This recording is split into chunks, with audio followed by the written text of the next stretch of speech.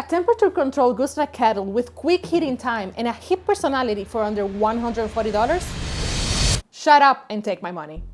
But wait, first you would like to know all of the pros and cons of the Lafeeca DJ before you make a decision. Hi, I'm Liz, former cafe manager and professional barista, and I believe that enjoying great coffee should not be a luxury. Today, I'll be showing you everything you need to know about this kettle and if you're gonna get a bang for your buck. At the end of this video, I'll be providing my happy bean rating, and I hope this helps you decide if this is the next addition to your coffee setup. Let's go. I'll give you my upfront opinion about it. A kettle is a kettle. Or that's what I thought until I had the chance to try this one. The Lafeeca DJ Kettle is a reminder that user experience matters. But is this just a gimmick to try and grab people's attentions from better known brands? Maybe. It doesn't take away from the fact that using this kettle will add an extra layer of enjoyment to your pour-over ritual at a pretty decent pricing. I didn't have a proper kettle before. I've never owned one with temperature control, and it was certainly a missing piece of my setup, so an upgrade was long overdue. The DJ Kettle has been a great fit to my setup, improving my workflow and helping me make more consistent pour-overs. But this is not the perfect kettle, and there are some setbacks in it that might be a deal breaker for you. But first, let's take a look into the build quality. We've got two elements here, the kettle base and the actual kettle. The kettle's quality feels fantastic. It is a single cast piece with a good weight to it and great balance. It allows you to do a slow pouring easily and make an instant stop. The handle feels great with a good grip and quality feel. The inside is made of stainless steel with a clear, visible mark for the max volume, which is about 0.9 liters of capacity. It has 7 steam release valves here, so the lid and the outside of the kettle don't get dangerously hot. There is this slight resistance when removing the lid that I personally like, since it won't fall out by mistake. This also makes the product feel sturdier in general. In summary, it's built the way every kettle should be. Now, in regards to the base. This is where they have really set a higher design standard. But it also meant making some compromises in build quality to provide the user with this record player, turntable-like experience. And no, it doesn't play records. But props to the team at Lafeeca for making the design be totally functional. Each switch and the tone arm have a function. You can use the tone arm here to switch from quick heat to hold.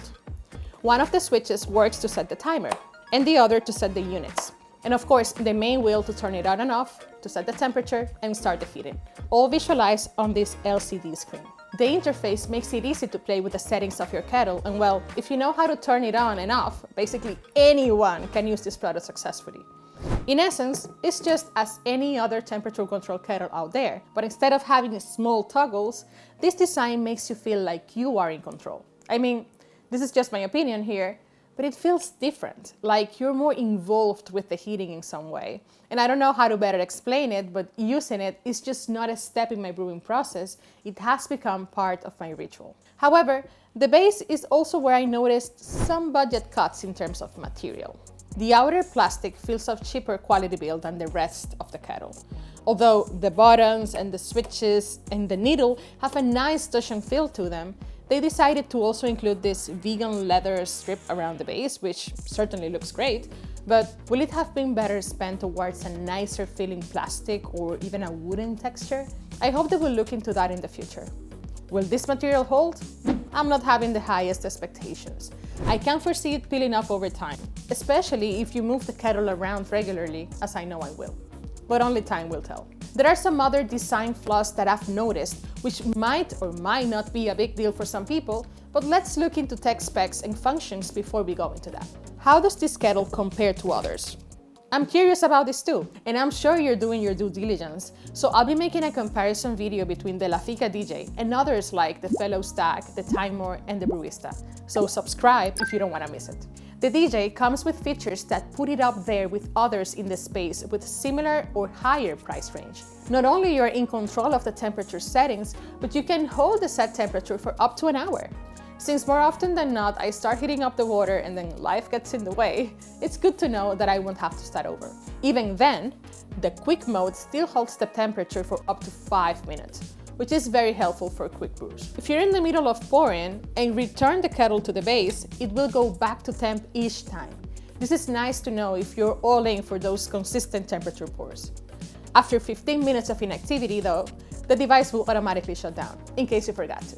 When you turn on the kettle, you set the desired temperature with the knob and press once. It will show you this little fire symbol. And no, it's not burning, it's simply heating up. It usually reaches boiling point in about 3 minutes or less if you start with room temp, which is at least 30 seconds faster than my previous kettle. I will say though, it would be nice if it just started heating after I set the temperature. In more than one occasion, I forgot to click the wheel again, as I instinctively feel like setting the desired temp will be enough. Other kettles work this way, and it makes the experience more intuitive. So I guess this is improvement they could look into in the future. Now here's what I really enjoy about the DJ Kettle, and all of the setbacks I've encountered too. And if you're getting value from this video, please hit the like button and subscribe so I can keep helping coffee lovers elevate their experience at home.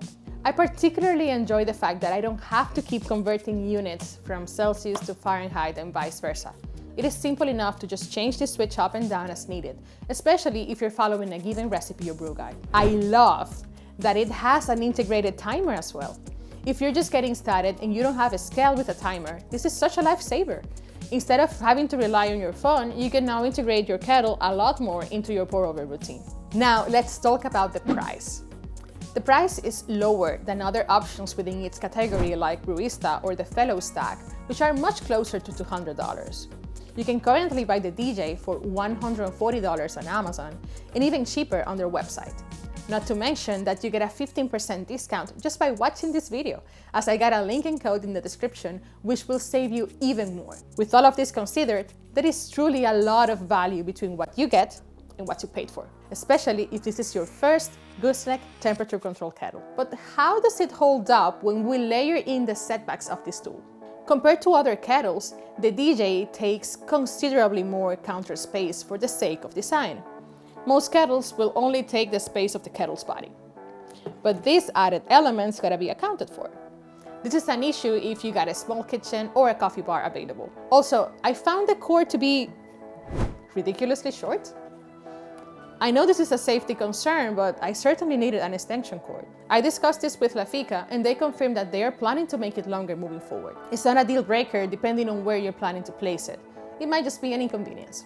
But let's talk about the main setback of the Lafeeca DJ. In my tests and daily use, I noticed a certain inconsistency with temperature stability. Say for example that I've set the temperature to 96 degrees Celsius.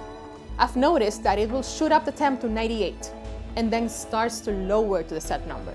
This small variance, around 2 degrees each time, is certainly not the end of the world, but also something that may not happen on higher-end kettles. I've reached out to Lafeeca with this concern and they're aware of the issue and currently working on it. What I do is just wait for it to get down to temperature. Now, considering all of these factors, let's assign a happy bean score to the Lafeeca DJ Kettle. So this is how it works. Based on my opinion, in a scale of 1 happy bean to 5 happy beans, 1 being this item should be removed from every marketplace and you should never pay for it. And 5 being, you're getting even more value than you paid for.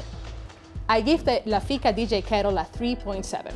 This product provides a lot of value, and despite its flaws, I think Lafeeca understood the assignment. They're creating a kettle with a cool personality that brings you a playful element to your routine. Is it essential? No. Is your pour-over better because of it? Not necessarily, unless you account for feeling better when you're brewing. But it will look amazing in your bar, and it's definitely a conversation piece. The price correlates to the quality build and design interface, and I will certainly recommend it to someone who doesn't own a temperature control kettle and it's on a budget.